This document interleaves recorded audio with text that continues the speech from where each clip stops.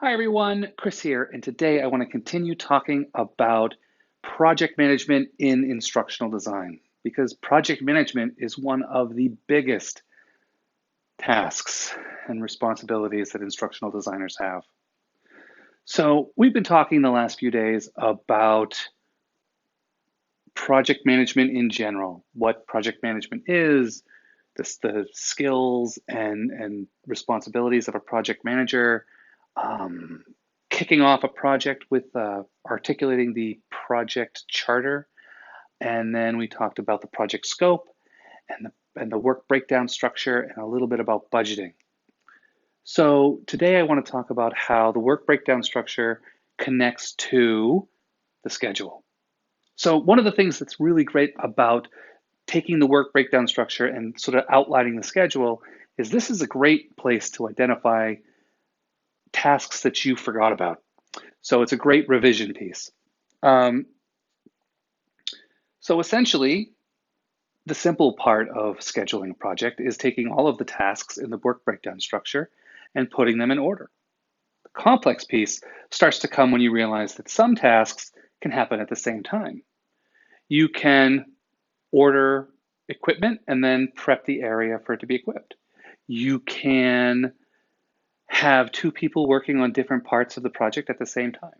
And it gets further complex when you have one person that has to do a lot of things and they're of different priorities and you have to sort of shift things around.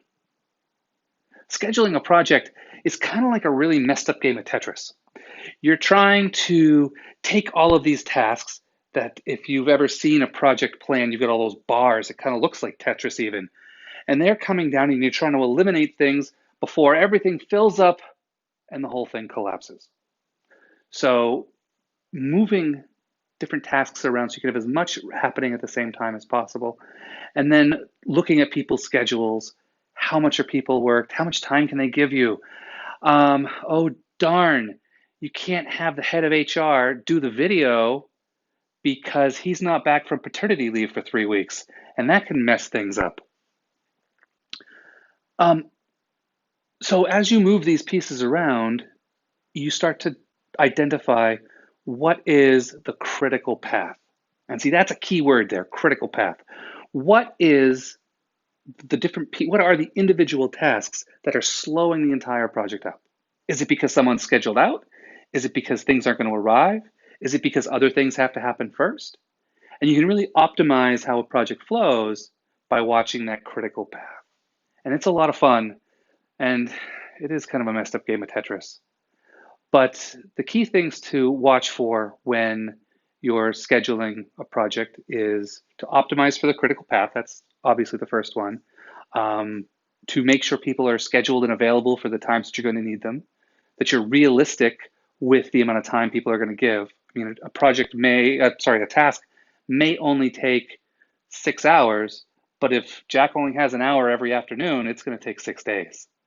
And that's assuming he doesn't have any obligations in the middle. So you really have to get people to open up about what their actual plates look like and how much they have on their plate and what's going on. The other thing to remember is when you're scheduling the different tasks in the project is that you don't do a project.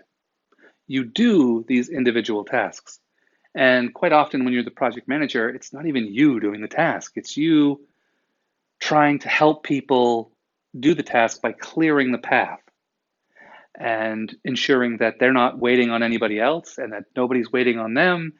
And yeah, when it goes well, it's a lot of fun. And when it doesn't go well, it's stressful. And I do love to use the Tetris analogy because when everything's flowing really good and you have a lot of free space, the project feels just easy and fun and good. But when things start to back up and you start to lose space and you're working in a very tight margin, that's when the stress level goes up and that's when everybody gets grumpy. So something to think about. And as always, watch the critical path. All right. Well, I will continue talking about project management tomorrow, and soon we're going to end this project. So that'll be fun to do. So I'll talk with you tomorrow.